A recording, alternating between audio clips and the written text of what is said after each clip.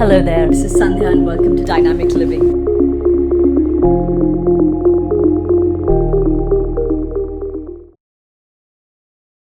I'm a big believer in atomic habits, which I presume you mean to say that we take small steady steps and we put little investments in on a consistent basis, right? Change rarely happens through like a eureka and stuff like that, right? So just as I don't believe in fad diets and overnight successes, the same thing holds true for a business as well.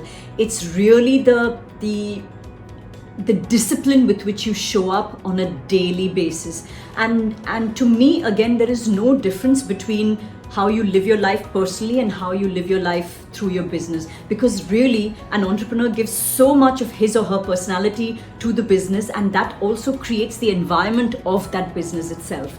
So I think very carefully about, to say that one doesn't care about habits, that's what will hit you hard. It is worth taking the time.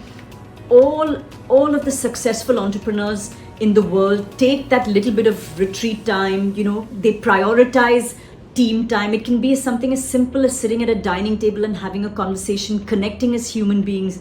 At the end of the day, we're not machines, and if we try and work like machines, we will lose to the machines.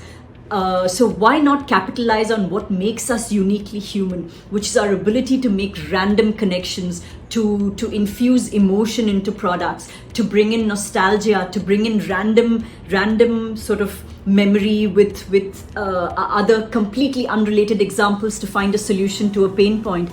That's how every great company was built, if you think about it, right? If you go at a solution, simply trying to fit like a jigsaw puzzle into one last hole, that's a fallacy. The most unique solutions have come from putting a completely different piece, it's like putting a Lego into a jigsaw puzzle hole, and it's worked.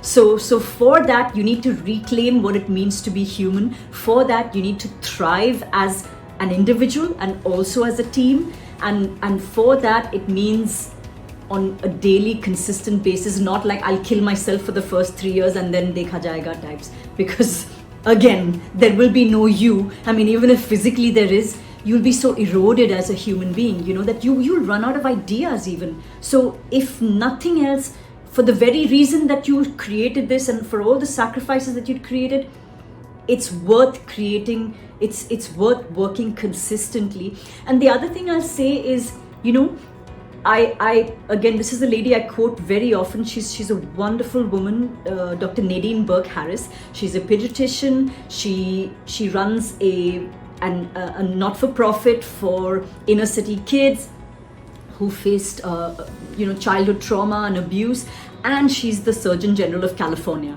and she has like 4 kids herself and is married and stuff, right? So safe to say she's juggling a lot.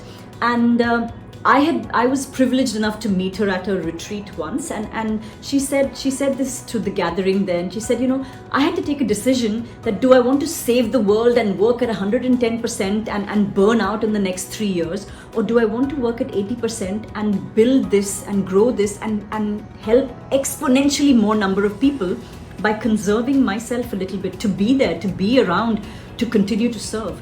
So, if you ask yourself from that point of view, that there's more than just the next 6 months to live for, then you'll really question the way, you'll really sort of look at how you've been prioritizing things. Like I said, that same 100 joules has got it's called the body budget, by the way, in neuroscience, and it's more than 100 joules, so good news there. But we have finite body budgets. We need to figure out how we want to use it,